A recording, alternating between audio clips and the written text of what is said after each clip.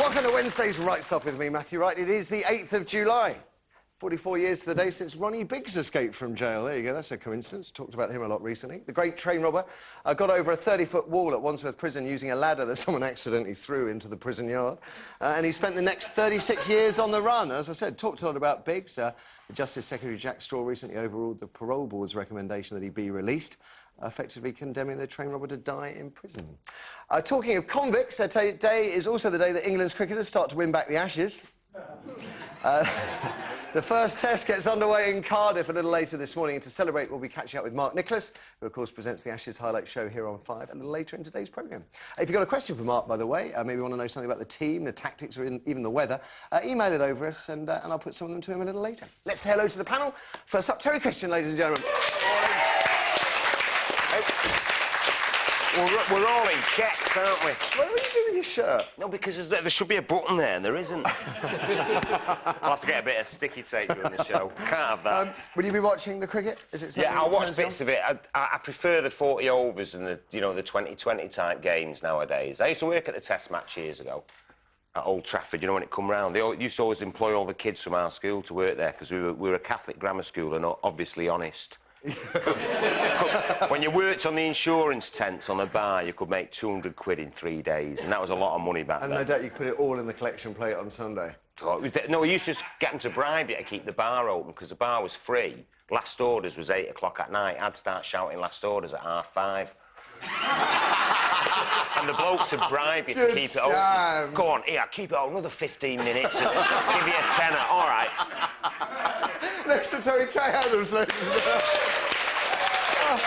I could see from your raised eyebrows when Terry was talking about the 40-over game that the technical sides of cricket may have seen. No, I love rounders. Honestly, one of my favourite games, Friday afternoon after school, is completely gone. But I was intrigued to see that Terry actually waxes his torso. Did you notice that? Well, I don't wax the torso. I'm just not hairy. I'm not hairy. I'm just not hairy. Look, even my arms aren't hairy. Were they once hairy? You looking at me and my skin? Well, dirty Only girl. skin. I spotted you two. You didn't even notice it. I spotted you two yesterday, all snuggled up in a little cafe, Cafe Rouge. I saw you. Gazing hiding into her behind eyes. the rubber plant. I paid. He knocked off. Now, our special guest for the morning, one of my favourite authors. He's back, Mr. Irvine Welsh. Welcome, sir. Now, Irvine's first novel, Trainspotting, sold over 1 million copies in the UK alone and set out Irvine's stall as a writer who's not afraid to tackle social taboos in print. Marabou stalked nightmares, porno, ecstasy and filth are among my favourites. His latest volume is this. It's called Reheated Cabbage, which is a title that no doubt makes a lot of you feel slightly unwell. And it's a collection of short stories that first appeared, well, in magazines, really, wasn't it? Yeah, it's kind of... It's an old kind of 90s-based collection, really, all old magazines and anthologies, and so I thought I'd get them back together, and I called it Reheated Cabbage. It's an Italian phrase, there's an actual literal Italian phrase, and it means they usually use it. I forget what the actual Italian words are, but literally translated, it's reheated cabbage, and they use it a lot if somebody starts going out with a former partner again or something, okay. or dredging up old story. Yeah, it's just the kind of sloppy seconds. Or and a more culinary, typically yeah. Italian take on things, I suppose. I mean, short stories is something you've done a lot of, and they've been very enjoyable. I mean, some people say it's a harder thing to pull off than a novel, a successful short story. Yeah, it's a very different sort of discipline, and I think when you start writing a story, you don't really know kind of how long it's going to be. If it goes into a novella length, or it can even go into a novel length. So it is a very difficult thing. Because I'm always fascinated as to whether you sit there and you would plan out, right, this is the story I'm going to write. It's going to be, I don't know, a copper and a tapeworm. I'm going to write 150 pages. I'm going to make sure the story has a little bit here, a subplot here, and actually lay it out. You just sit there and let it tends to have a life of its own. You don't really know. That's the problem. I mean, you can start off thinking I'm going to write maybe a 5-page story on something, and it turns into a novel, or you think, I've got an idea for a novel, and it just doesn't have that kind of depth or kind of resonance, so it ends up... So you don't know how it's going to end? Usually you've got an idea for beginning, rough idea for beginning, middle and end of a story, but what I find when I'm writing it can either be, you either have a theme in your head, a thematic thing, just a sort of a kind of set of ideas, or you have a character, it's character-driven, you maybe get some characters together, or you're actually thinking in terms of the story itself, you know, like beginning, middle, and end. So it usually works for me either of these three ways. It's one of these routes into it. And it's fascinating. yeah. I really, it's because we don't hear enough about how books are constructed. What about the dark side? I mean, you obviously love trawling it, exploring it, writing about it. Yeah, I mean, I don't know where it comes from really, because I've always kind of thought of myself as quite a happy camper, and where all this obsession comes from, I kind of don't really know. But I think as a writer, my own kind of personal line of inquiry is really being concerned with how people mess up and how we self-sabotage and how, you know, we can make an already kind of difficult or disadvantageous situation even worse by making the wrong decisions. And that's the thing that kind of fascinates me. I mean, kind of failure fascinates me because I think it's basically the kind of the human condition, really. I mean, we hear about success all the time, and we don't really learn anything from success, so we just kind of we just get all smug and appreciative of it. We learn from failure, and failures are kind of natural state. So that's the thing that really kind of interests me about as a writer. But you hear a lot of people write from personal experience, not that it's autobiographical, but it draws on their own personal experiences. Given how dark some of your work is, I mean, how much have you been there? Yeah, I mean, I've gone to quite a few dark places, and you know, in my younger days, mainly as a result of kind of stupidity, immaturity, kind of impetuosity, and kind of being maybe a bit too kind of inquiring for my own good, and do you see that as failure on your part, and that you've learnt from it, and then you come out of it, you get your degree, you start writing? I think so. Yeah, I mean, I think it's like I think you know, we're basically kind of moral creatures. I think we actually know when we're not doing the right thing, you know. And if we're in this place, we're in this zone where we're kind of not doing the right thing, you know. I think we intuitively know that, and we think, you know, so rather trying to empower ourselves to break out of that and kind of move on. We're born good, and then we are. Yeah, I think we are basically all right. I mean, I think that my theory about life is that everybody wants to be the best possible version of themselves they can be, and what happens to a lot of us is that we take the wrong path and we go down this kind of wrong route, and by the time we double back right up and all that, we think, God, we've wasted so much this three score and 10. Might as well just carry on and be bastards. But I think that's what does happen to a lot of people. If you go too far out, it becomes, you know, it becomes too dispiriting and too long a process to get back in and go back out, you know, to the, you know, in the right way. But I think that, you know, that's our intrinsic drive, I think, is to become the best possible versions of ourselves. It's really interesting because it's such a positive spin on life, I think. Well, there we go. I was reading your own website this morning, and I saw, and I didn't know this, that when Trainspotting was put up for the Booker Prize, I think it didn't get on the shortlist or was rejected because it upset the sensibilities of two female judges. Is that?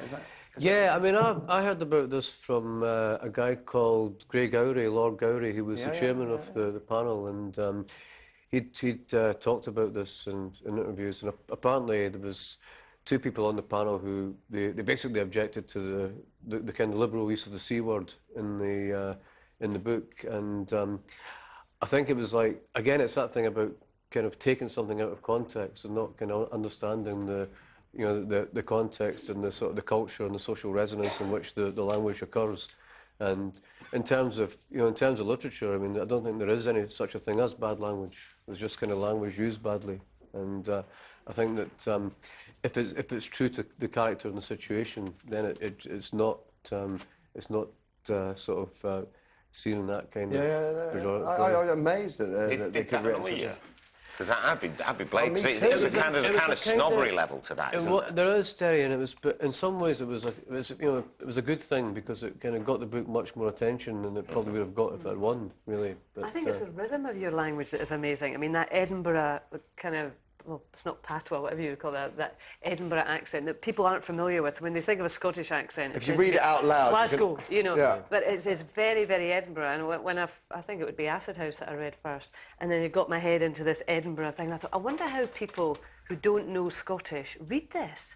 And I've since, you know, heard sort of American actresses saying, I love his work, it's fantastic. And I think, how are they going to, like, say, I was just going down the road, like, saying, I says to him, guess what you did? Because I'm not doing that. I thought, how are these guys going to read They had this? subtitles for Kes, didn't they, in America, when Kes came out? It's weird. I mean, what kind of I don't really understand is when it gets translated into different languages. I mean, obviously, it's you know, it's the whole impact of it you think would be lost, but certain places it seems to do very well. I mean, in Italy, you know, they're so, you know, they're so pro-British in terms of culture there. I mean, the two most opposite cultures in Europe, you know, and it's like we kind of aspire to Italian culture, and they kind of aspire to British culture for some strange, bizarre reason. Hooligan culture. The film, of course, Trainspotting, starring Ewan McGregor and Robert Carlyle, was a worldwide hit, and you starred in it too as a drug dealer, Mikey Forrester. Who can forget that? We're doing Twitter now, so I have to thank Walter for telling us that reheated cabbage in Italian is cavalieri riscaldati. Cavalieri riscaldati. Let's have a question for our audience, please, Eric. OK, next is Michelle, a huge fan of Trainspotting. Hi, Michelle. So, what is your question? Is it true that you're directing TV and films now? Yeah, I did one this year called Good Arrows for ITV. It's a TV film about a darts player who loses his mojo. And I'm kind of talking about doing another couple of films. One called The Magnificent 11 with a friend, John Adams, who I worked on Good Arrows with, and another called England Away, which is John King's second book after The Football Factory, which I was talking about doing with John last night. And but again, I mean, it's like the film business in Britain now, particularly with the recession, is pretty precarious. So it's almost probably a good thing not to talk too much about these things until they happen. Yeah. Quite exciting, though. Yeah, good fun, It's kind of, it's I think when what attracts me to film in general is that it's, you know, it's a collaborative thing, and if you're doing novels and stories all the time, you do become a bit psycho, you know, sitting there on your own with all these people that don't exist in the same room, and kind of think, you know, if somebody comes to the door and says, you go, no, leave me with my imaginary friends here, you know, you don't understand us. Listen, it's great to have you with us this morning. Great to have you with us too, folks. This is what's happening on today's show. First, we're going to go through the papers. Irvine will lead us through the headlines. Our first talking point, slightly embarrassing on my part, was yesterday's tribute to Michael Jackson, Tacky or a Triumph. I know I said we wouldn't be talking about Wacko Jacko again, but I have to, because the crew threatened to walk out on me if I didn't. They want to know if you think it was madness to shove his kids into the spotlight on that stage. What did you make of Usher breaking down by the coffin, Mariah Carey's weird hand thing? Was it a toe-curlingly cringy affair, or just the perfect send-off for a man they used to call the king of pop? We'll have your calls on that first, please. Then, I think this is great, how long can you love a loser? This is a true, real-life dilemma, by the way. An ambitious 20-something woman doesn't know if she can handle her partner's total lack of ambition for much longer. All he does is smoke pot, play computer games and live off benefits and some inherited cash, she says. He keeps saying he'll get a job one day. She doesn't think he ever will. Things came to a head when he asked to move in with her, but she's not sure their relationship's got legs. They say opposites attract, so does it matter that he lacks her ambition? Maybe you've been in just this situation. If so, we'd love to hear from you. And finally, who enjoys sex between the covers of a book the most? Apparently, 2/3 of women love to read a raunchy scene whenever they pick up a novel. Are you one of them? If so, I want to know if you think men and women enjoy the same steamy passages. I'm not sure we do. What about you? Here's Kirsty with the numbers. Thank you, Matthew. If you'd like to give us a call, the number is 0207 173 5555. Calls will cost a maximum of 10 pence a minute, and that is based on a BT landline call. Mobile phone charges and other networks may vary. You can also email us writestuff@5.tv, and if you'd like to send us a text, the number is 80088. Text messages will cost 25 pence plus your standard network charge. Not all messages will be shown on screen, and always remember to put TWS before your comment. And once again, guys, if you'd like to tweet us, then you can tweet us at Twitter at twitter.com/5writestuff. Cheers for that, Kirsty. After the break, Irvine will be taking us through today's headlines, including the worrying news that men may soon be a thing of the past, really. And do you know the identity of the human shrub? Find out more after the break. Back in a moment.